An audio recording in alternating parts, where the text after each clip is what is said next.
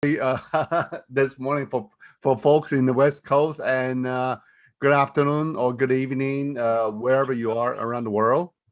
Thank you for joining our workshop this morning, and you guys are in for a treat today.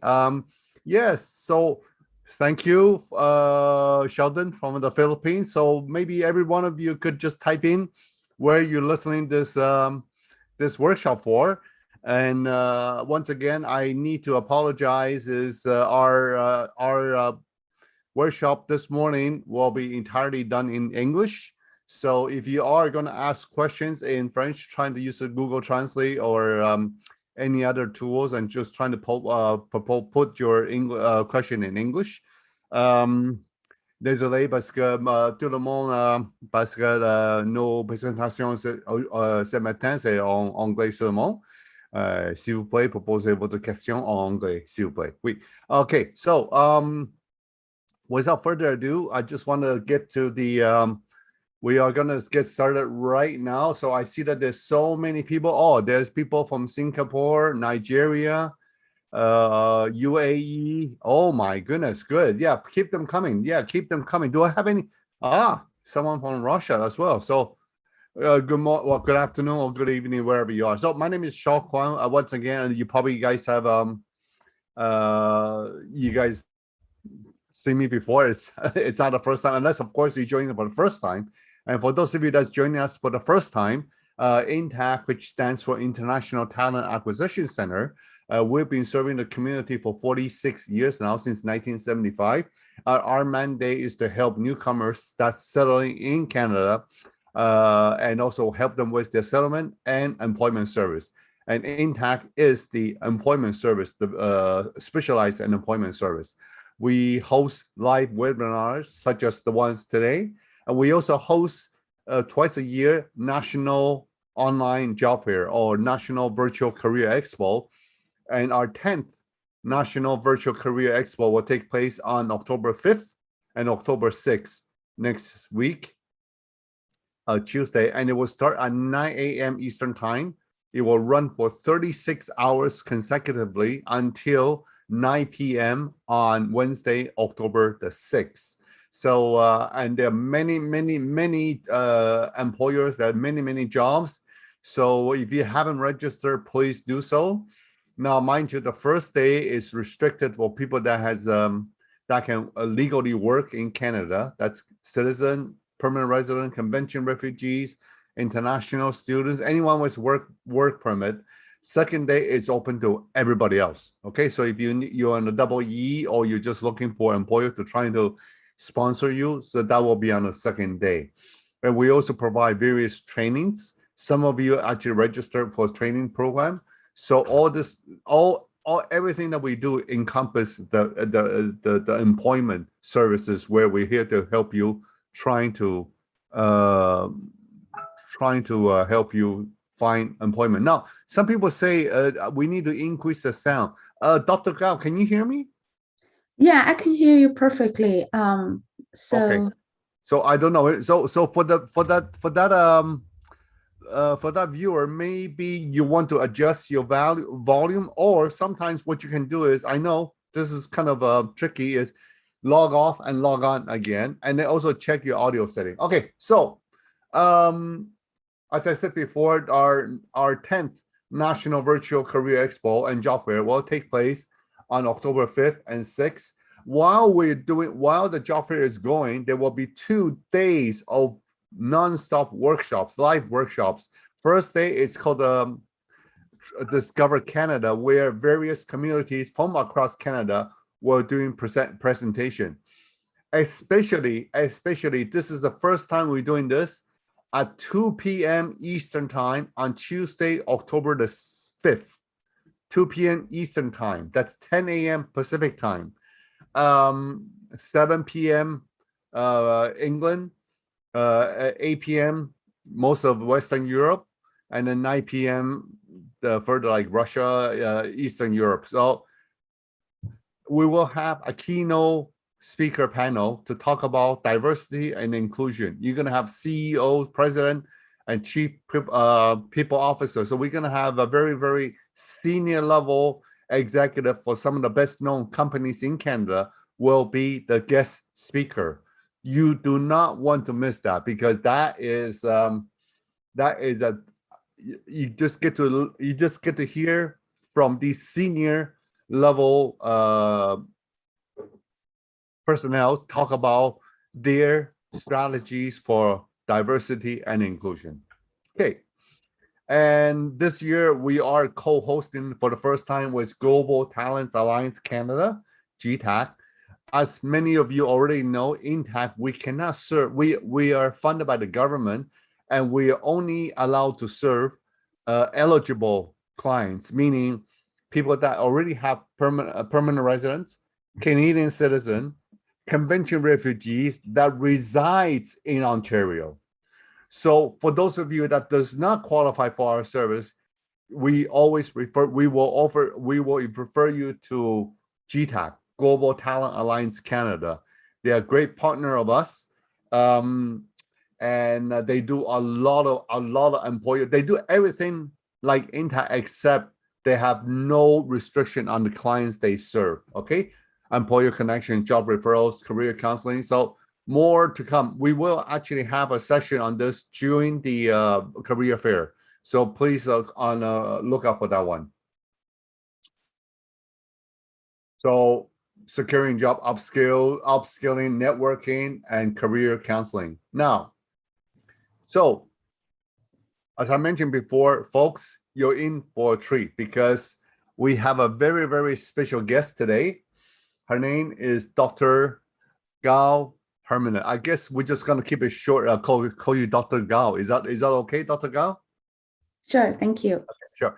Dr. Gao is a co-founder of Blue Torch USA. She has many accolades. I don't think I will complete everything within an hour, so I'm not gonna do that. So, and besides, today's she is the focus, and she's gonna talk to you, every one of you, about how to navigate In-TAC's VCE 10, what you need to do to get yourself noticed, what you need to do to get yourself prepared, because when you come to the job fair, you will be chatting with recruiters.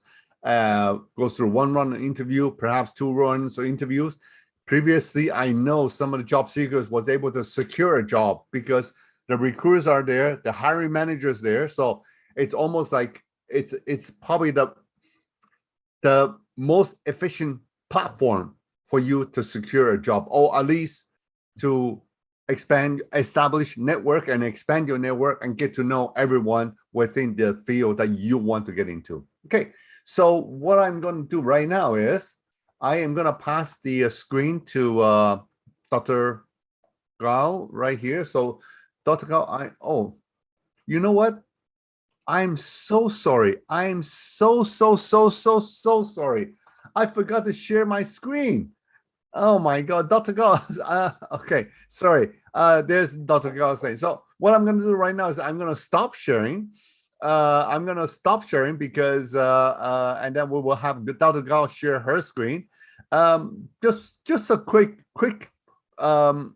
intro. Dr. Gao has over 20 years of adult education experience, and she did years of teaching as lecturer in colleges and universities, and she's done numerous very in-depth experience in leading talent development, and she's worked with clients all around the world. So without further ado, I'm going to stop sharing right now. I will let Dr. Gao share her screen, and Dr. Gao, the mic is yours. Thank you. Thank you very much, Sean. So can you see my screen okay? Yes. Okay. Good morning, good afternoon, and good evening, everybody. My name is Dr. Gao Hermann, and you can call me Dr. Gao. And I really appreciate this great opportunity from In-TAC to connect with each one of you. And I see you from all over the world. I'm really happy to to share today's webinar and also to answer the questions from every one of you. So today's webinar is really from the other side of the table. So as HR, I worked with a different kind of the talent across a different level, from the new hires or to the senior VP. So how to prepare the interviews in North American market is a key for all of us to get a job. So today I'm gonna to share the 5 stages, how to understand the job, how to prepare your resume, how to dissect your resume and connect your resume with the job description, and how to position yourself when you meet the interviewer, how to facilitate the interview from interviewee's perspective. In short, is as an interviewee, actually, we have a power, but how to wisely use our power by facilitating the interview that may be coming soon in next week. So even we pass the first interview, but we have different stage of interviews, and each different stage means a different type of interview. So we need to understand what the focus is in each interview. So today we focus this 5 perspective, and welcome to ask all the questions through the chat. I'm going to answer the questions when I finish the webinar. Okay, so after we find the ideal job opportunity, we can see is the job description. Then we would really amazed, wow, this is really my ideal job. But actually, we cannot only see the job itself, because each job is part of organizational structure. So we really need to understand the relationship within the structure. Of course, each organization, the structure might be different. But we need to understand the job we're going to apply, what the working relationship with peers, with bosses, with teams, if you are managerial position. So in other words, as a job seeker, we typically focus on what the job itself, how to understand the job, but we also need to understand the working relationship within the organization. We will explain more about the importance of this relationship. Because during the interview preparation and during the interview, the different people will interact with us. Typically, HR is the first step, and later we'll meet the hiring manager, and later we may have the panel discussion. So the different person who contact with us to ask the questions, typically from their perspective. And because they're in the different position within the same organization, their perspective may be different. So if we could understand who will be our, business partner in other words, is who we will collaborate with and who will be our bosses. And you may have more than one boss. And the different person, because they have the different responsibilities, they have their different goals. So when we think about this job, we really need to understand, which kind of role I'm going to play through this position, and what the impact that I could bring to other positions within the organization, and what the expectations are from the different roles. For example, I summarize the critical questions when we prepare the interview. So first is, if this is a critical position, as HR, I work in the different company, particularly those company headquarters is in the United States. And in Canada, we have the very similar organization culture and even the social culture, because we're neighbors. So typically in most companies, what I mean, the most company means the middle size and even the larger size international companies across a different continent. When the company is big enough, they will define the organization strategy, and they will use the critical position and the non-critical position to serve the organization strategy. So in the same role, in one organization or one company could be the critical position, but in another might not be critical position. For example, as HR, for me, I work in the training consultant leadership domain for Great China region, and I work as a training manager for the largest manufacturing and Motorola back to early 2000. And, as an HR professional in Motorola is not a critical position. In other words, many HR position is not critical position in many different companies, because this kind of position is not directly help the organization achieve their strategy. But if you work in the HR consulting firm, the HR related tech experience and knowledge could be critical position. Very similar as many supporting positions in many companies like finance, like IT, like HR, or even quality. So they may not be critical position.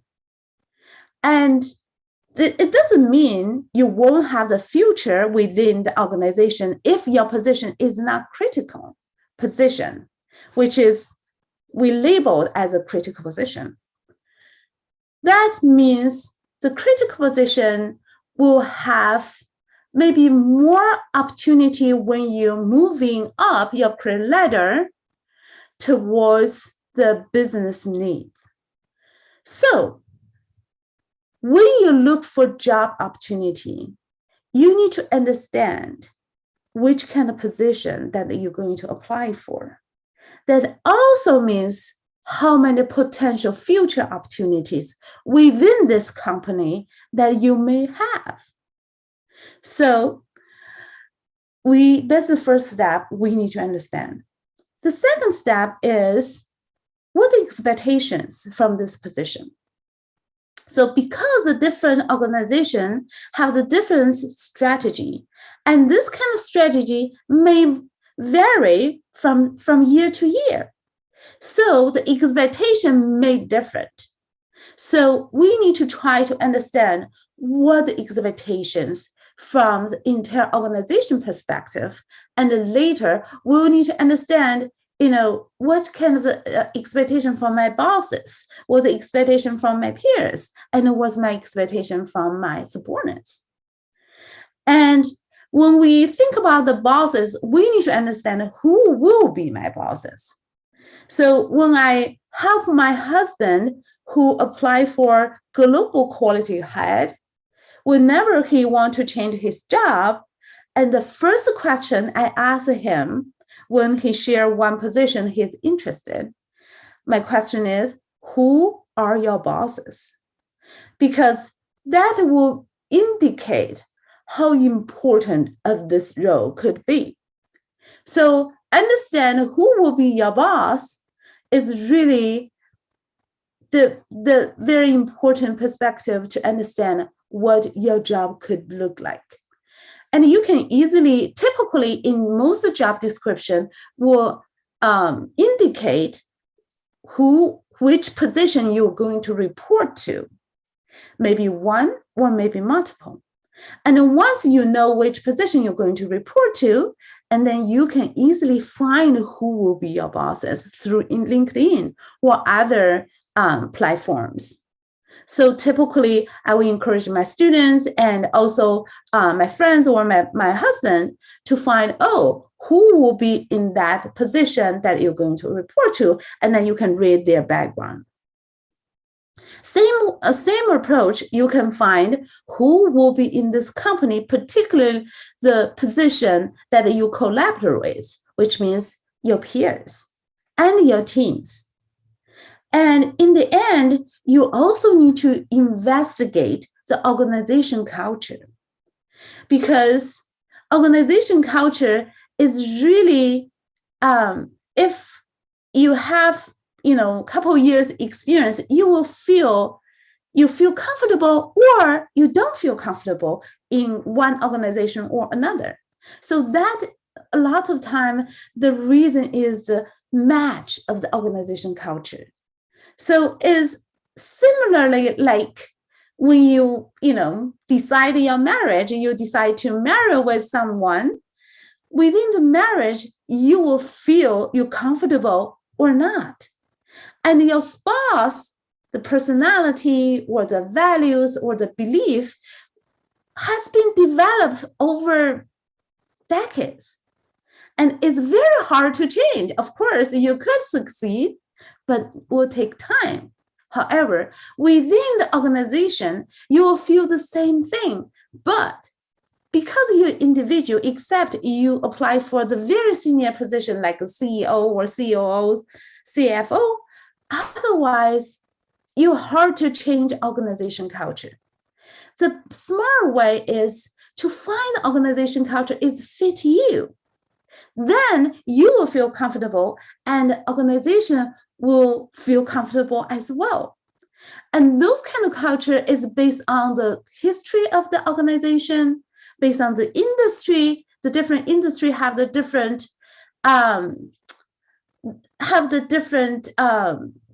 culture as well, because some industry has a very high margin, some industry have the very low margin. When you have the very low margin, the organization culture maybe varies. And also the leadership style. Of course, as leaders, they may impact the organization culture.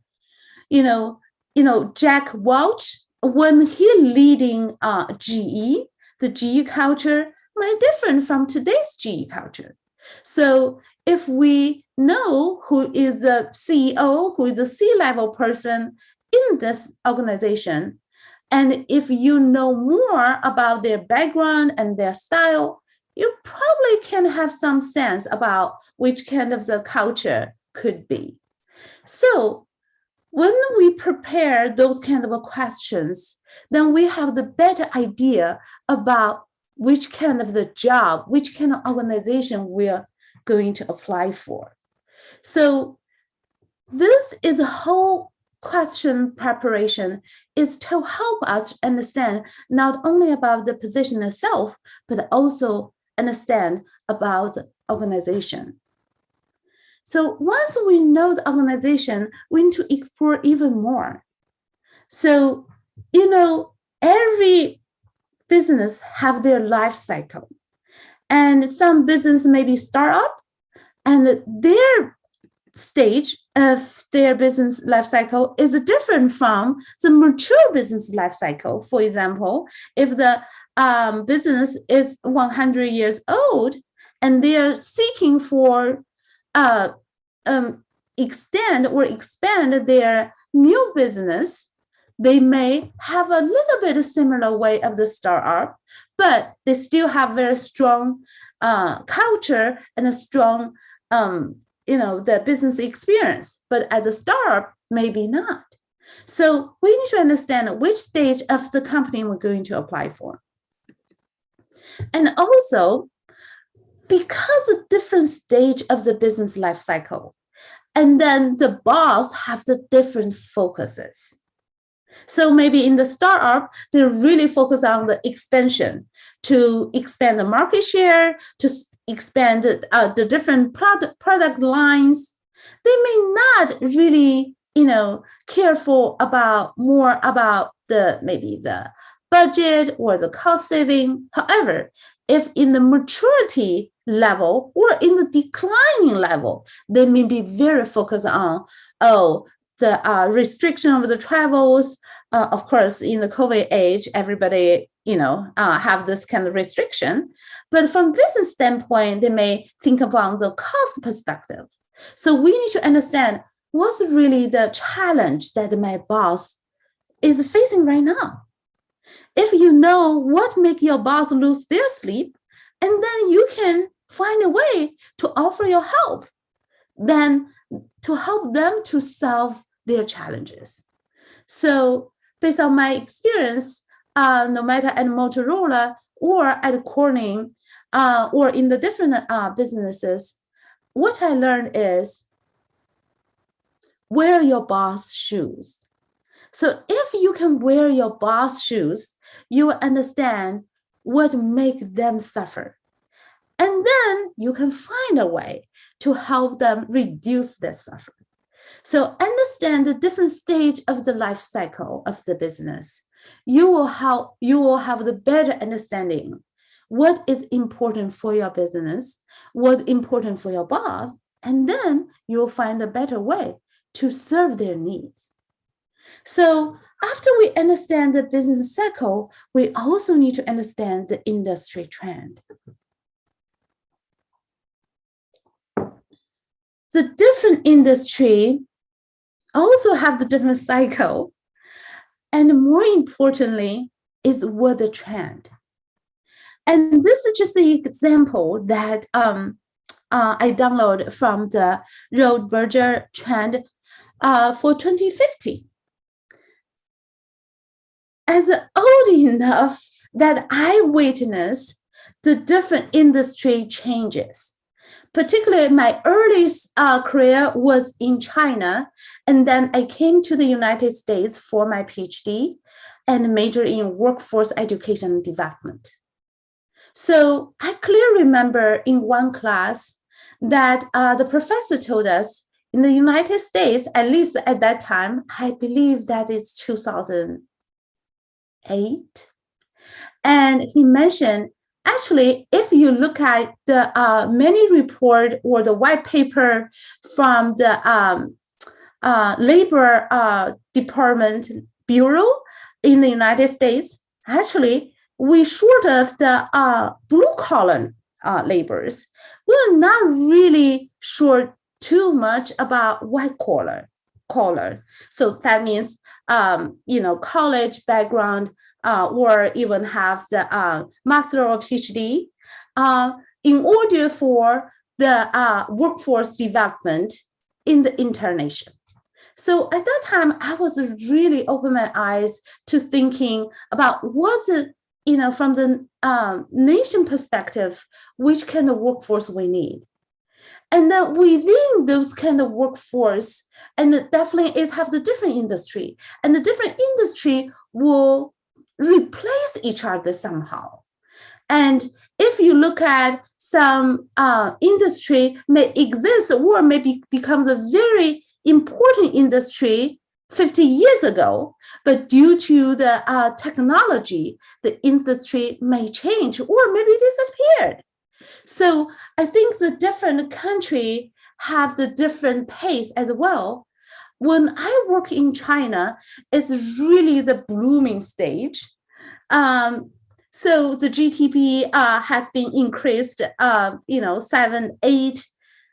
But during this kind of the development, we see some industry is really declining, or you replaced by some industry you never really heard before due to the technology. So we need to understand when you apply for some job, for example, HR job, the HR job across all industries. But In some industry, they request industry knowledge.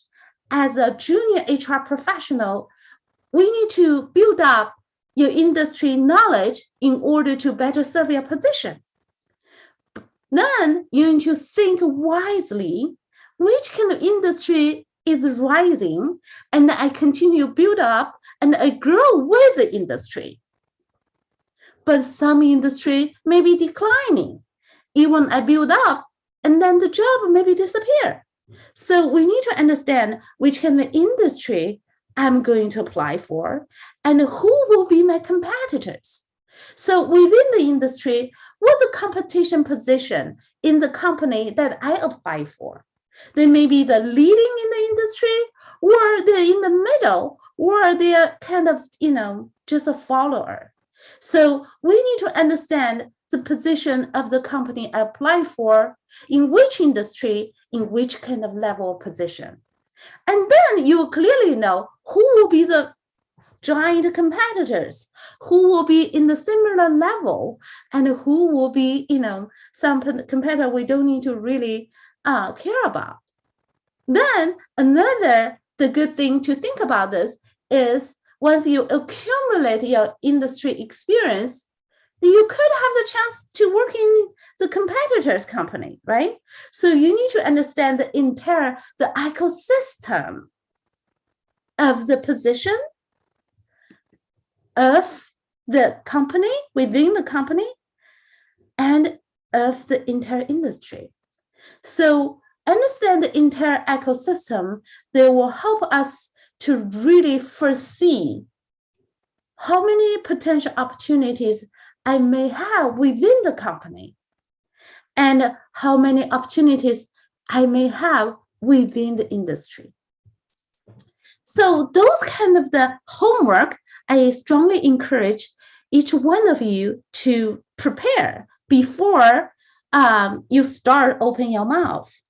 Basically, when you chat with employers, when you conduct the interview, talking with the interviewer, they will have a lot of the information, like the industry terminologies and the company's special terminologies.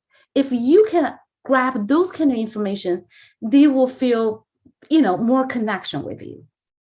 So do this kind of preparation. After you're doing this preparation, you'll start to do the resume. And for the resume, typically we have the, different position or different type of position or different industry have the different preferred format, or they even don't have any standard format. That's fine. So for the resume, we don't looking for the specific format. Instead, we're looking for what the critical components.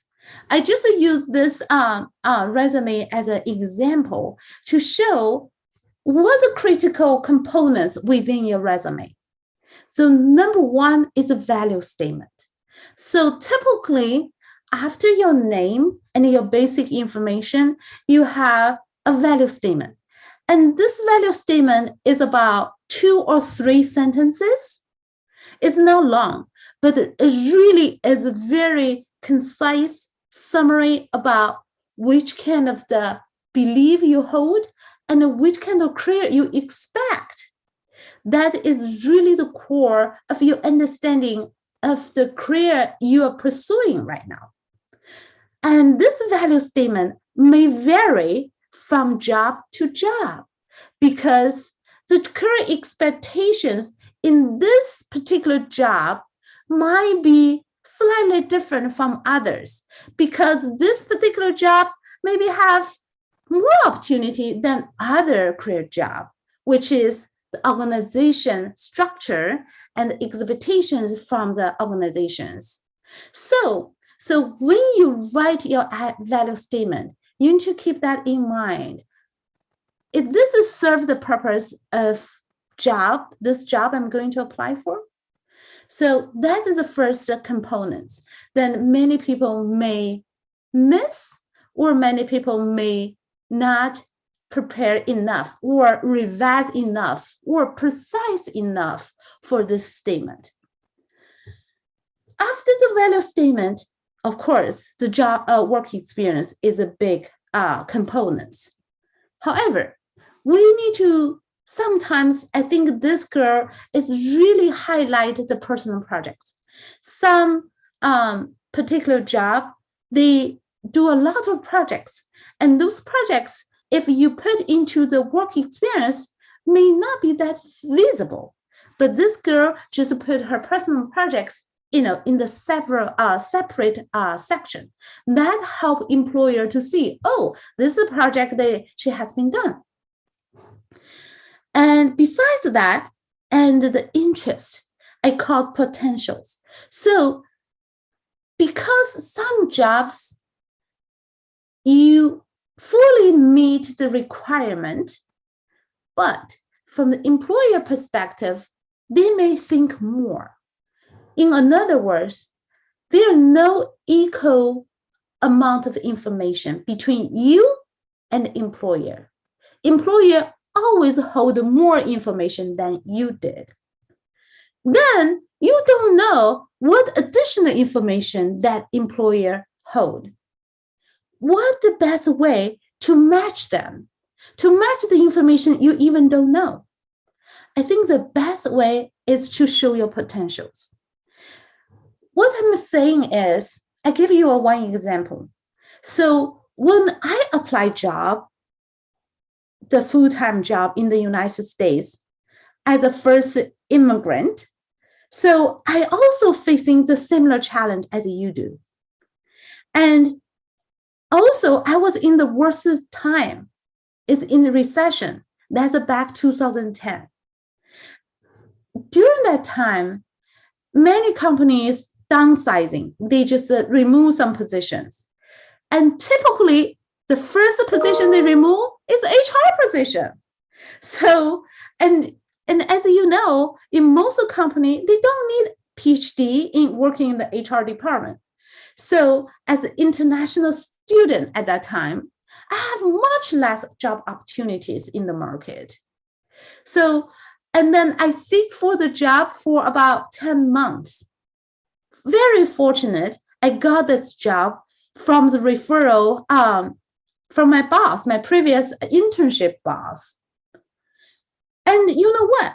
When he mentioned this company, I checked the job opportunity online. They don't have it. It was not listed. And then when I asked the interviewer, which is the hiring manager, and she told me that the job is in her mind, was not ready to post. So I have no way to prepare it. And what I did is not only list the work experience I had, but also list what my potential maybe they needed for the future, accelerated job position or for the job rotations.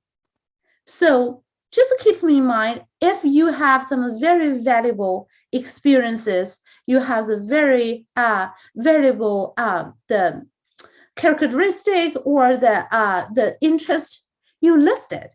And it makes the employer think, oh, I hired this person not only fulfill this position, maybe fulfill other position, can rotate for other position as well. Then they see you is more valuable than other job seeker who didn't list it. So I think this resume really shows, expand the maximum opportunity she want to seek for. So in terms of the, meeting the job requirement and also fulfill the more potential opportunity, you have to really list your skill set. So the skill set is very, very important. You can divide it by the category like this girl did, or you can put them together.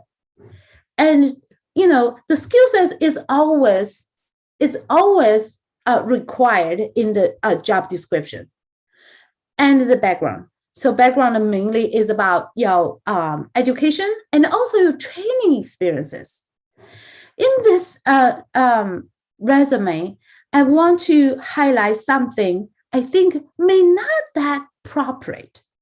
So the first is about how the how this girl to define her skill set. She used a different, bullet points or dot to show was a higher level skill or lower level skill. It may be very appropriate in her industry by this kind of layout, but may not be very appropriate in other industry or other positions. So when you want to indicate the level of the skill, you need to have some industry knowledge or the common sense. So if you don't know, that's fine. You need to indicate in the different way. Instead, in the very specific way, may not appropriate in the position you apply for. And another thing is about the photo. So I know in Asia, many job seekers want to show their photo. However, in North America, most companies typically don't care whether you provide a photo or not.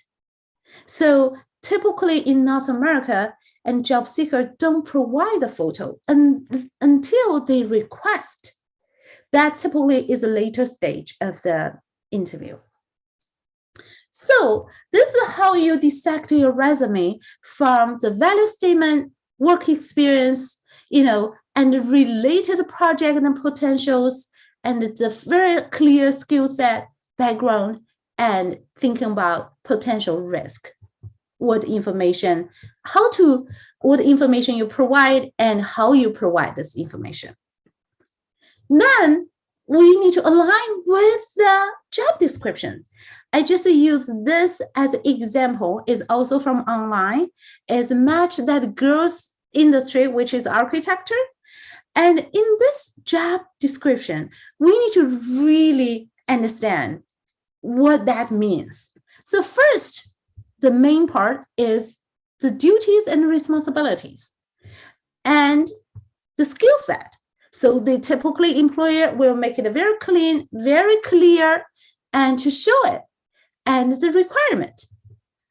Besides the three very visible part, we also need to dig deeper.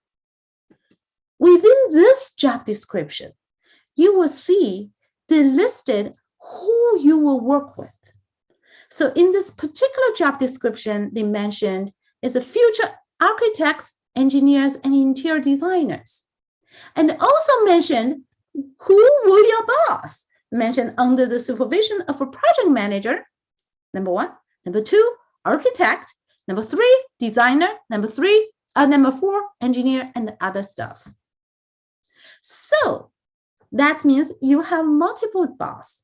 You may have only one direct boss, but you may have indirect boss to report to. So that means the working relationship will demonstrate in the description of this job description.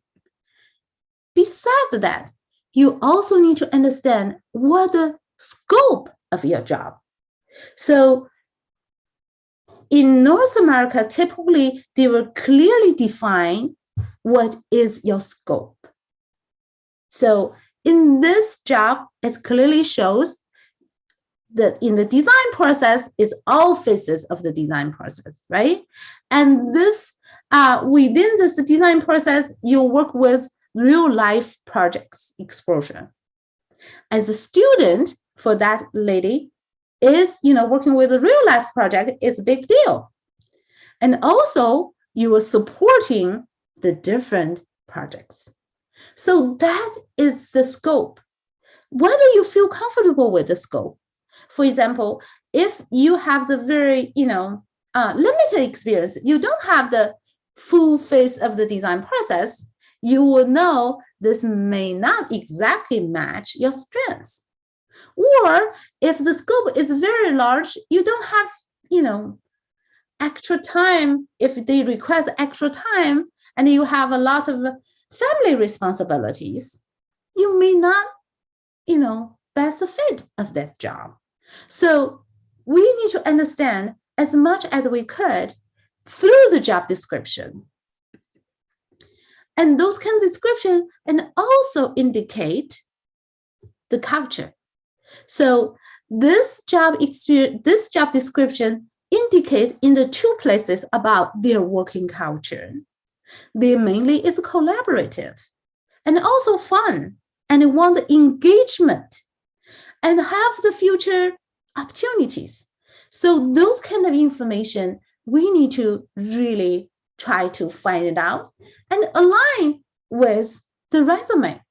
So once we develop our resume, understand the job description, now the next thing we need to do is to link them together, to connect them.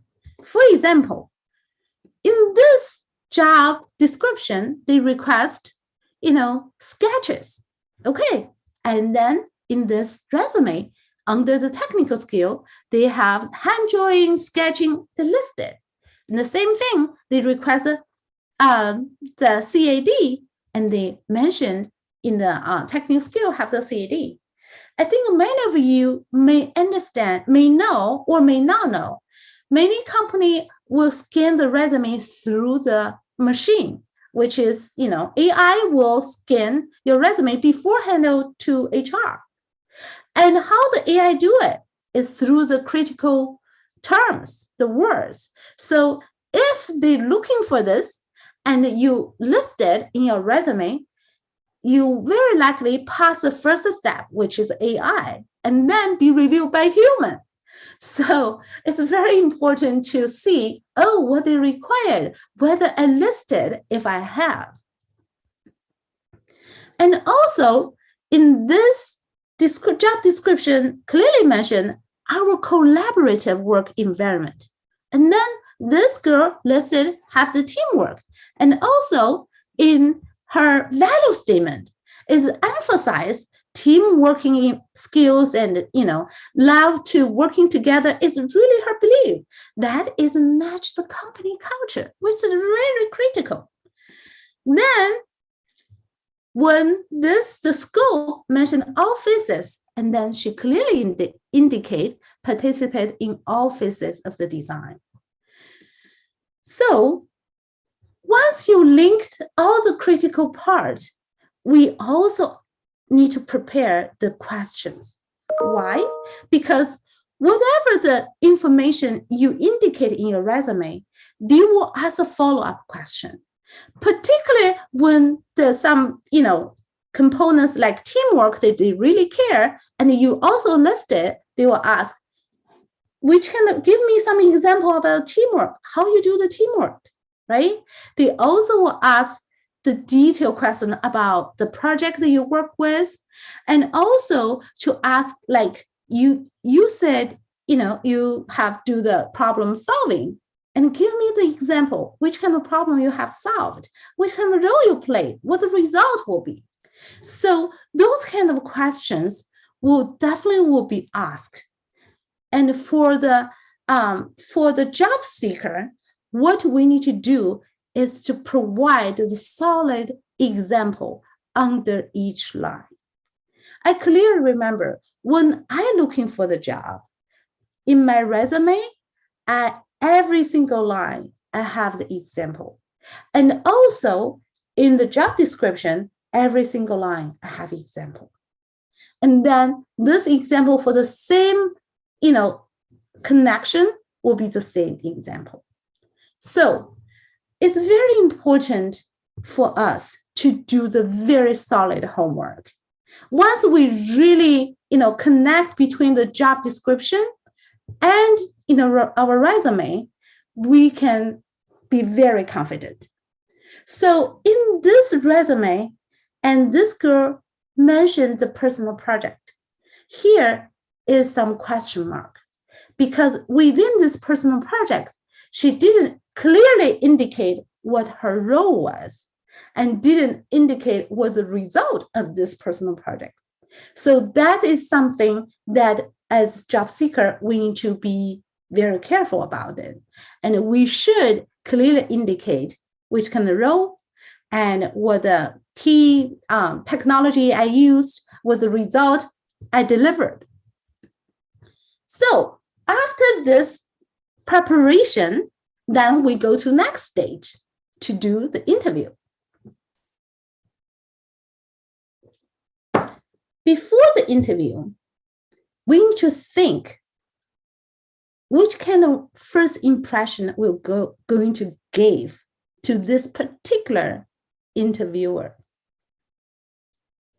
Everyone knows the first impression is extremely critical, and this impression could happen within less 1 minute, maybe just 20 seconds.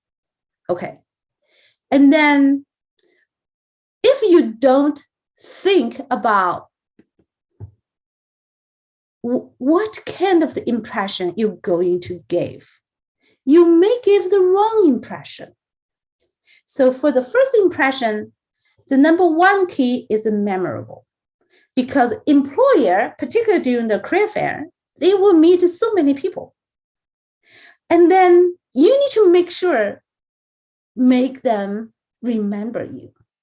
Then you could have the interview opportunity.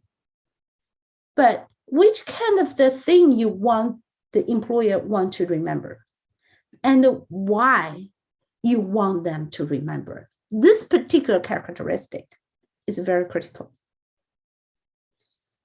And this is depend on, because everyone have the different aspect, right? So we have this kind of character, we have other kind of character, and the problem of the first impression, people may want just too hungry to make the first impression and lost the focus, just like you taking picture. So when you're taking picture, if you want to take everything, you lose the focus. And then people cannot remember, right? But what's going to be remembered? Need to really think wisely. Is it related the job you're going to apply for? Is it related the organization culture? Is it related which kind of expectation from this job?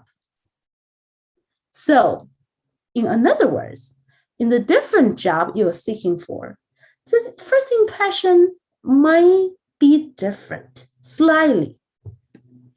And after you think through which kind of impression you want to provide to the interviewer, no matter from the first chat or from the elevator speech. For the elevator speech, is very important. Everybody needs to prepare it. I clearly remember in my first year of the first semester of the first class of my PhD education, and I have the homework, is to prepare my own elevator speech. And the time limitation is within 1 minute. How to do it? Typically, we need to really think what kind of a thing I want to deliver, which means I cannot deliver 10 good things about me. I have to really focus. That is your core. That is related to the first impression. And we also need to consider culture. So the culture is regarding the organization culture, regarding the social culture. Those kind of culture may open the door for you or close the door for you. So we need to be very culture sensitive. And of course, humor is just like the perfect, way to make people remember you.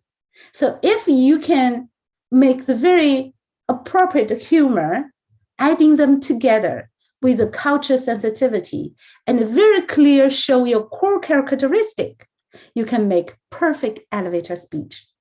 And I always encourage my student, when I was an MBA career coach, I always request them to write down.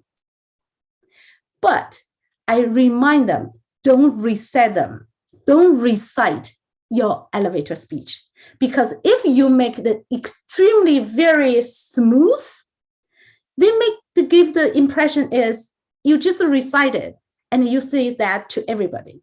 You try to make it very natural.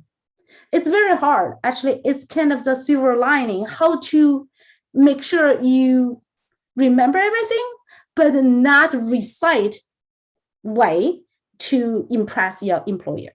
So basically, I think when you write down your elevator speech, you think a lot, and then you just talk to yourself in the mirror a couple times. That's it. You won't forget it, but you don't need to reset every single word, and every time is exactly single words. But you really need to make sure the core story is the same, the culture sensitive, and adding some fun. So those kind of the skills of the elevator speech is the way you open the door. So once you open the door, you need to really understand your position. So basically, you need to position yourself, imagine you're in that company. And then through this job requirement, first you need to understand, is this job is a specialist or generalist? And also from the organization culture, knowing is it competitive or collaborative? And also to foresee the future, is a short-term position or long-term position?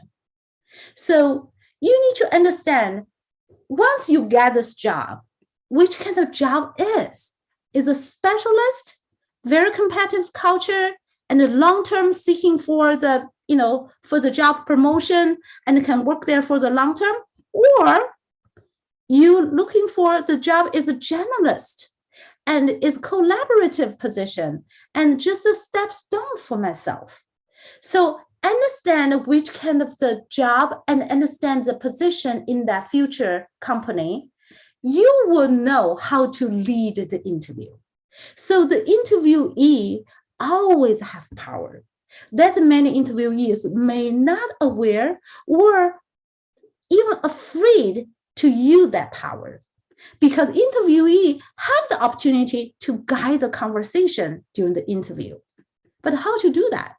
The first is a confidence. So confidence is really the key for anything. And during the interview, that is really number one key. But how to show your confidence? Typically, the confidence is not through word, it's through your body language. And within the body language, the key is eye contact. So it could be very difficult for the virtual interview, but you still can do it. But just be careful, having very good eye contact is a way to deliver your confidence. And then you need to prepare the follow-up questions. Those preparation you may do before the interview, but most of the time is within the interview. That is really request you pay 200% attention during the interviews to asking the questions based on the question you receive from the interviewer. Then you can really direct the conversation to the direction you want to be. And the key during this interview is the right time. So when you need to ask which kind of a question is typically just within 10 seconds.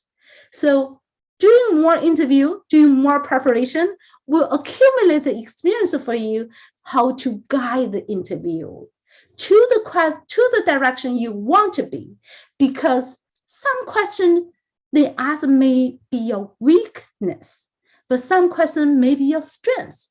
But how to facilitate the interview to the direction of your strengths is sometimes a trick. So you need to really find a way, and also you need to sense the interviewer's personality, the style, and use the way to make your interviewer feel comfortable to ask the question, to direct the questions. So this is really based on your preparation, based on the attention of the interview, and also based on your experience of the interview. And for the entire interview, typically have these 5 types of interview. The first interview, most of the interview, always HR. and the technical and hiring manager. But sometimes the technical interview may be combined with a hiring manager interview. And if you pass a hiring manager interview, you're not done. And the panel interview, all called group interview, is almost your gatekeeper. So sometimes, yes, hiring manager have the authority, but they will, whoever the hiring manager, they will consider their peers' input. So the panel interview is definitely the most challenging and the most critical interview. And the last interview is a big boss interview. And the different stage of the interview have the different focus. So typically, when we pass one interview, we're very excited, we're very happy, we're looking for the next interview. However, the common mistake interviewee always have is use a similar or same successful reason or stories apply to next interview. Sometimes it works, sometimes it doesn't work. Sometimes maybe become your roadblock. So we really need to understand the different focus of the different interview. So in these 5 stages, the interview is really have the different focus. For the HR, the interview more focused on the culture fit, the basic requirement met, your personal assessment, all your background is basically, check everything. But they won't check very specific or ask very specific technical questions. And at this stage, I would suggest you not ask too many technical questions because that may make HR feel awkward because they may not know. Some HR very knowledgeable, they know. Some HR may not. So try to make your interviewer comfortable, happy. Maybe it's a precondition to help you to move the next stage. So after the HR interview will be the technical interview. So the technical interview definitely focus on specific technical knowledge. They may even have some exams. Last month, I helped my student who was a junior in University of Michigan. So it's college student, find the internship in Los Angeles. He just went through this 5 steps of the interview. And then he went through the technical exams. But before he approached me, he tried different interview. He always failed in the first stage is HR. So I help him to facilitate HR and also to request him to prepare the technical interview regarding his major. His major was computer science. So in the technical interview, they are not only for the technical knowledge, because most of the technical position, they need teamwork. So they definitely will ask the teamwork questions. And in the hiring manager, not only for the technical knowledge, but also for the specific technical knowledge.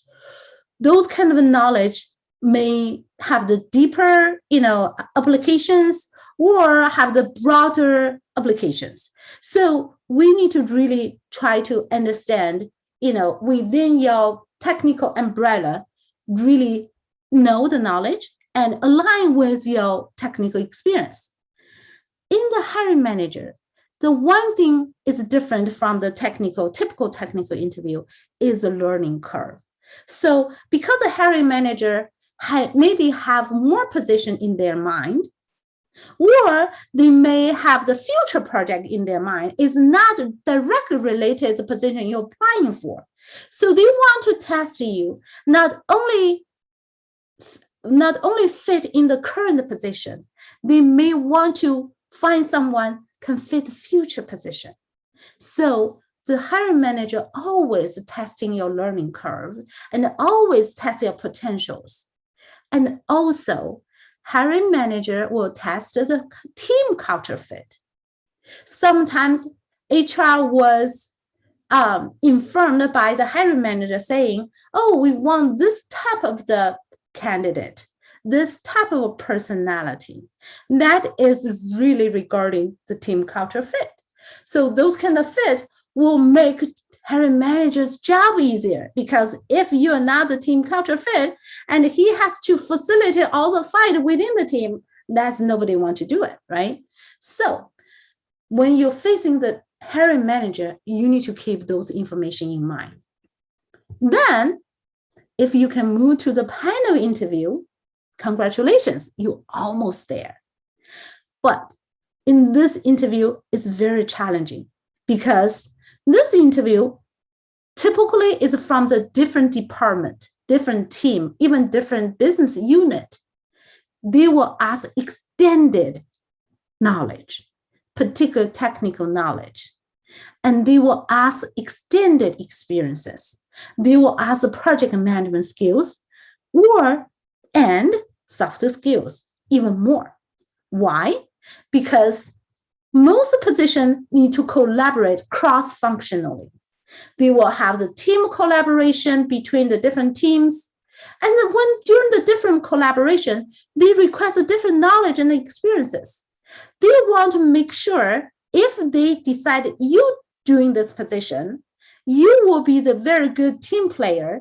You can make their position, their department, their business unit easier, their life easier, not more difficult. Sometimes their expectation and requirement, I cannot say conflicting, but they may fighting for these positions. They're more demanding and they need more time. But how you play, with a different collaboration for one project or for multiple projects is the key. So basically, in short, have the different bosses evaluate you from their different perspective.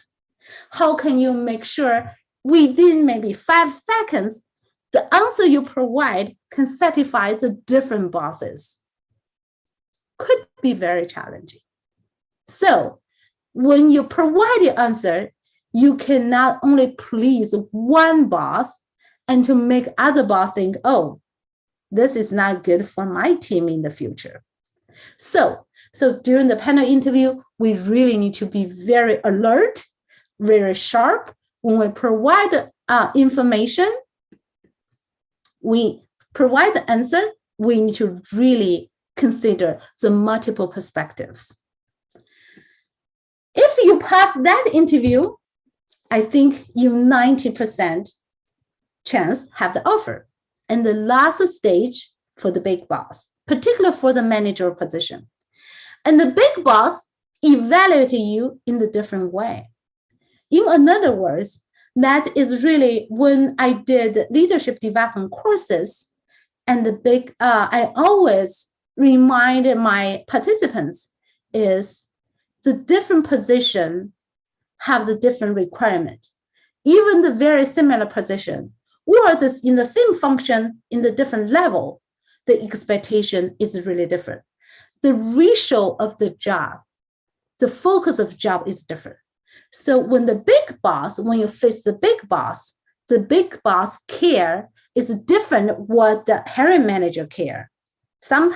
Many times they are aligned, but big boss maybe care more about strategic thinking, whether your value, your belief is aligned with the organization, whether the entire organization fit is really, from his position perspective and your potential. Because a big boss always looking for the potential talent to be promoted for the critical positions. So in that stage, you really need to demonstrate your strategic thinking skills. You really need to demonstrate your culture match and the value match, all those kinds of high-level skills to the big boss. Then they will think, oh, you are the potential talent can become our succession plan. So those kind of the thinking is really to prepare in advance before you meet the big boss. So this is 5 different stages of the interview, have the different focuses. Hopefully, I indicated clearly to help you understand the differences, help you have the better preparation. So this is my background, and I appreciate Sean already shared my background. I'm currently is independent education consultant located in Los Angeles and helping the high school and middle school student prepare their college journey.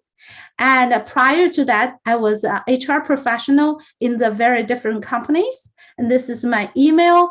And if you have any questions, you can shoot me an email. Or if you have any needs about your children's education in North America, I help many different students apply for, the highly selective colleges in both the United States and Canada in the past 10 years. So welcome any questions. So now I give the stage to Sean. Okay, yeah. So just you can stop share, Dr. Gao. Stop share your screen. Sure. Okay, good. So I'm going to share again. So for everyone can see right now is I have Dr. Gao's email here. So if anyone want to get in touch with her, by all means, please do so. Thank you, Dr. Gao. You made very, very thorough, detailed explanation from the perspective that people often don't even realize. So I really, really appreciate this. And I want everyone to know is, as Dr. Gao had mentioned, she's based in the Pacific time zone.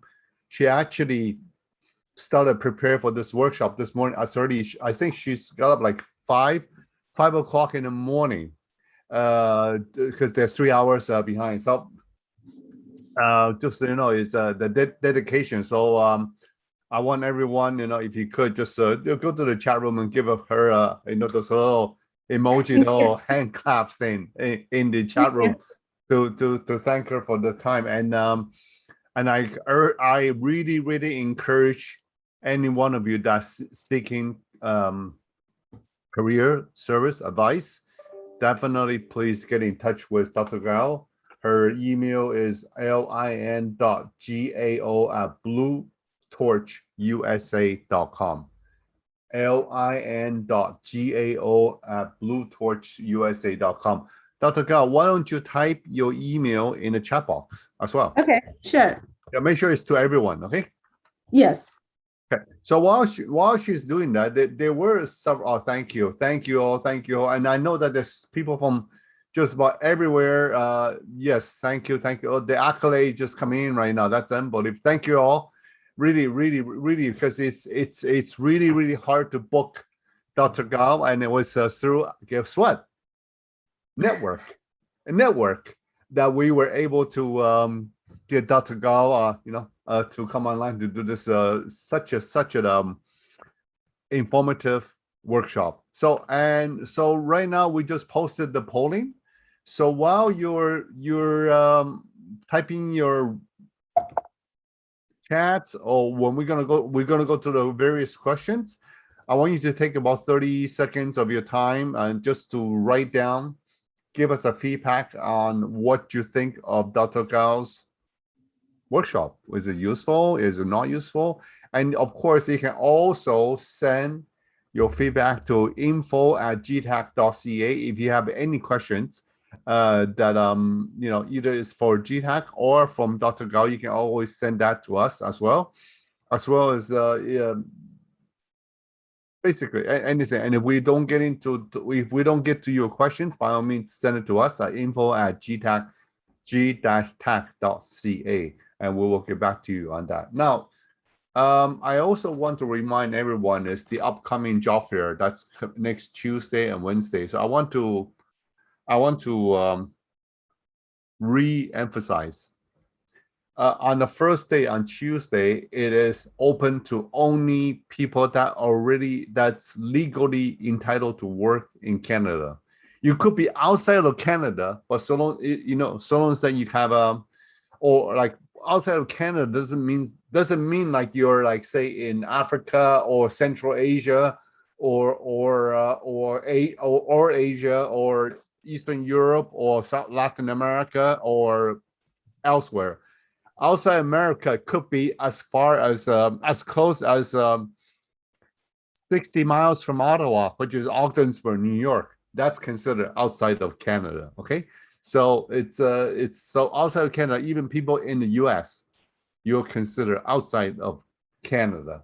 Okay, so but if you have Canadian citizenship, permanent resident, convention refugee, or valid work permit like international students, you are eligible to come online on the first day. The second day, it's open to everybody else. So that means all of you who do not fit the first day's category can come online on the second day. The chances are equal. The skills that you need to talk to various job,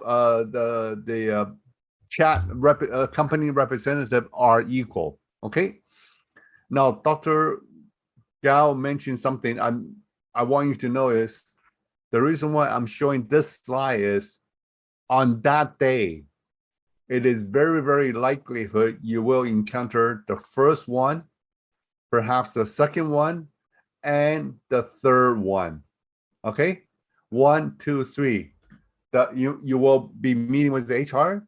You could be meeting with the technical person, and then finally you could be meeting with the hiring managers. Okay, the reason why I'm telling you this because I'm the organizer for this 10th VCE or VCE 10, and I know what the employers reps in terms of what level they will be, and I know. So I'm telling you right now is so for those of you that's attending this workshop today, you have this inside information. Be prepared for one, first, second, and third, the level of the interview. Not on that day of the job fair. Okay, so just keep that in mind. Dr. Kao, can you hear me? Because it says that my internet is unstable. Can you hear me? Yeah, I can hear you now. It's break up a little bit, but now it's okay. no Sorry. problem. Yeah. Okay. So now can you hear me? Yeah, I can hear you perfectly. Yeah. Good. Okay. Good. So, and of course, any one of you wants to get in touch with Dr. Gao. I know Dr. Gao also give counseling sessions as well. So I will encourage every one of you that's interested to talk with Dr. Gao is get in touch with her directly at lin.gao@bluetorchusa.com. Okay, I'm gonna leave this page on here so that you can see that her accolades, her credentials, and her email and her QR code.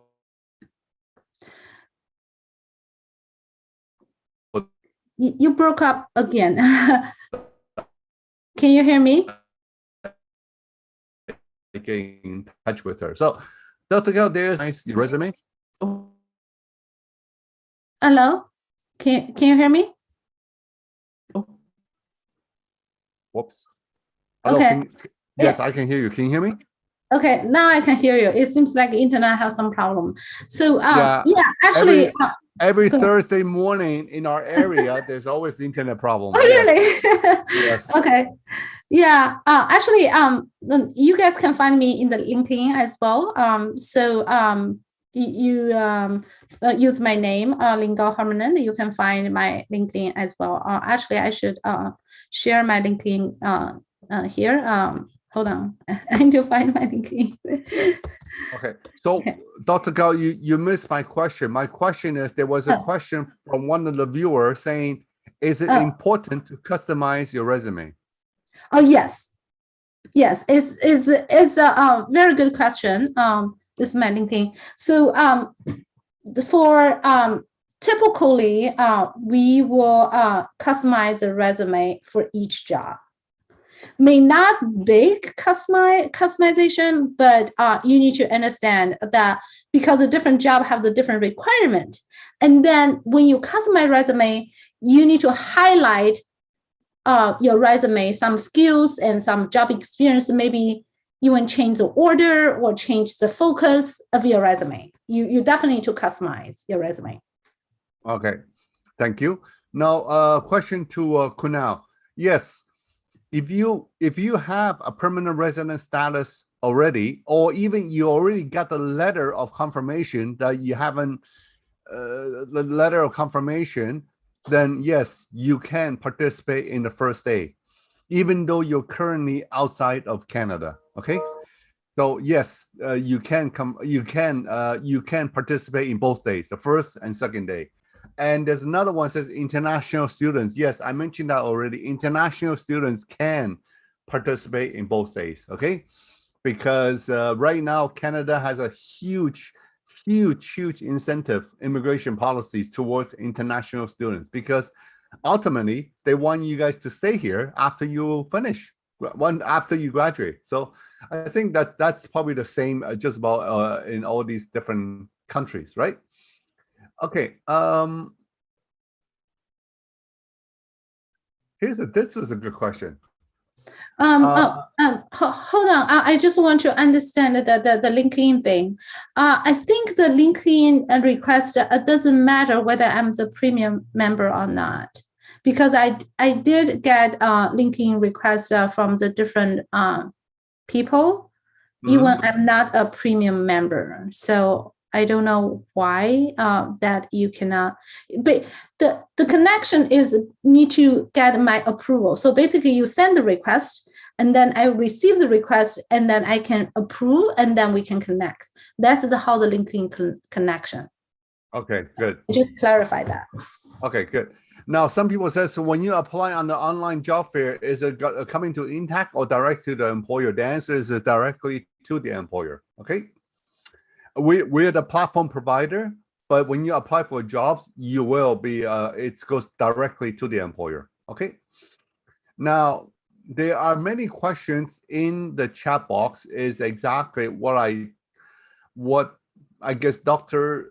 Gao has talked about it. And I have mentioned this 2 weeks ago when I was doing this job, doing this workshop is, I mean, Dr. Gao has mentioned to you what you need to do. But in my workshop, I told you, I kind of suggested what you don't do. Okay. You don't go to see a recruiter and says, hey, hi, Dr. Gao, I need a job. I mean, you're going to a job fair. It's kind of obvious you're looking for a job. So there's no need to mention the obvious. Okay. I need a job. How much are you paying? What's your salary? Don't ask this kind of question when you're in touch with the recruiter, right? Dr. Gao? Yes, I think there are one question regarding the salary. So typically, I think for the hourly based job, they were talking about the salary. But if they're like full-time professional job, basically you get it's not hourly rate. That typically won't mention the salary, and even mention the salary is not you ask the salary, they provide the salary. So I don't encourage people ask the salary at the first time. I think you can negotiate the salary or the entire package at the end once they make the decision want to hire you. I think that's the perfect timing. Thank you, Dr. Gao. By the way, can we're going to do this for another 8 minutes, okay? Then I got to leave. So we have to finish. We have to end at 7:30 a.m., okay? Pacific time. Okay, I have a question. Last week, I started getting job offers email, but unfortunately, almost all the offers are fraud. I didn't know. Some friends told me not to answer and give away any information. The question is, how can I identify and recognize the difference between real offer and fraud job offer? Do you have any advice on that, Dr. Gao? This is hard for me. I think because I'm not the IT expert, so I don't exactly know how IT handle it. But typically, I will not click the link. If they provide the link, I will check online in their company website and see whether they have official post.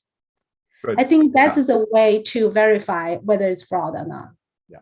So my advice to my clients is, for example, if you apply to IBM and you get a reply and that says something like hr@ibm.com, then that's because you apply for a job to IBM and somebody reply to you with the job title that you apply for. That will be the indicator that this is quite legit, right? But if you're getting offers that for jobs that you never even applied, then obviously that's not something. I mean, trust me, I get those myself. Okay, and I'm a career counseling expert. I'm getting offers in emails and also on LinkedIn. So those I just delete. I just delete. Well, it's quite easy for me to identify because I didn't apply for any jobs. So, so anybody may send me an offer, I just delete. I don't even look at it. So, but like Dr. Gao said, I'm not an IT person. So, I just use common sense. It's that simple, I think sorry. I think the one person mentioned that it's very good. Said that email domain, check the email domain of the user. Yeah, I think they're very good advice. Yes. So this workshop will be available on YouTube channel. Not right away. I think usually there's about a week or 2 weeks delay. So if you don't see it next week, probably not, because we are so busy with the online job fair. It's probably gonna be the week of the October the 11th. Oh no, that's a holiday. So middle of October. Okay. Hi, Sean, I want to answer one question. I think that's a very typical, very good question, maybe apply to everybody. So this question, I just read this question from Howard. Thank you, Howard, asked this question. What are the challenges that applicants with a non-USA or non-Canada based education and work experience face in North America? How to migrate or face these challenges? I think this is a great question. Actually, myself experience actually not partially experienced. So when I applying the internship during my PhD education, yes, maybe I have some part of the US education, but I never have the working experience in the United States at that time. But I successfully got 3 internships together 11 months during my education. Which is beat all my American classmates. Why? I think is about you have to highlight the work you've done in your home country and highlight the skills that you had through that job experience. So basically, just like looking at the painting. So when we paint ourselves, in front of each employer, they have the different requirements, different expectation. You have to paint differently based on their expectations. And the same thing, and the paint you use is not the North America experiences, but you use your home country experience. It also works the same way. I believe I think they will value your experience in your home country. You don't need to worry about too much. It's not because of North America experience. You should focus on, you should be very clearly indicate your story aligned with the job requirement. I think that's the way to win the ticket. Yeah. And of course, well, that's about this. I'm actually from the Canadian side, right? So there's a different views here in Canada than, sorry, I have to say, I'm not familiar with the US employers' expectation in the US, but from the Canadian side, there's a different ways to we can mitigate those kind of challenges, but that's not the topic of today's workshop. So we're going to leave at that. But Howard, that's a great question. And hopefully we will have some kind of workshop. We did have some workshop on that. It's how to conquer the challenges of lack of Canadian work experience. or including the Canadian education. But that keep an eye on that. That's actually the workshop that I deliver. Okay. Sometimes I receive Grace. Sometimes I receive staffing agency and headhunters request for last 3 digits of my social security number. Is this fraud? It's sometimes they need to verify whether you're legally entitled to work in Canada. So they might ask you for produce some kind of document, including your social insurance number. But when you say social security number, I'm not sure because in Canada, we call it social insurance number, SIN. So maybe social security number, is that something in the US, Yeah. Dr. Gao? Yes. Yeah, social security number is the most important information for each one living in the United States. Yeah. So we very cautiously provide this number. That's even more important than your passport number, than your ID. So I think you need to be very cautious. I typically don't. I don't think they will provide it until you get hired. So that at least in the US, they won't ask that first. They definitely will ask it, but as typically it's at the end. Yeah. Okay. You know what? We really have to close today's session now. So Dr. Gao, I'm going to stop sharing right now. And what I'm going to do is I'm going to give you the 30 seconds to close out today's session. Thank you so much for In-TAC and Sean give me this great opportunity to interact with first generation of immigrant like you guys, like myself. We all face the same challenge in the same stage. And I believe everybody have this commitment to go to the dream country. That is really the first step. And I really admired everyone because that is the hardest decision in your life. And since you made this decision, and I'm really believing in you, and you definitely can find even better job, have a better life in the dream country. Yeah. Thank you. Thank you, Dr. Gao. Thank you, everyone, for joining us. And I look forward to see you guys all on the job fair on next Tuesday and Wednesday. I will be hosting a few workshops during those 2 days. The first day is called Discover Canada. You'll find all the information with all the workshop lists on the website, InTAC, IN-TAC. Here you go, www, hold on. IN-TAC-expo.com. So please go and register. Is absolutely free for job seekers, and then you see all the information with all the workshop listing on it. So register and attend the workshop.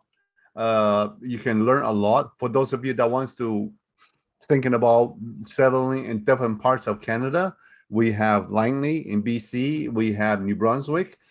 We have Moncton. We have other locations that's coming, and we also have that keynote speaker series on Tuesday, October 5th at 2 p.m. or 10 a.m. Pacific time. Thank you. 2 p.m. That's 11 a.m. Pacific time. Anyway, thank you all for joining us. Thank you, Dr. Gao. Thank you. Yeah. Have a nice day. Thank you. Bye. Goodbye. Bye.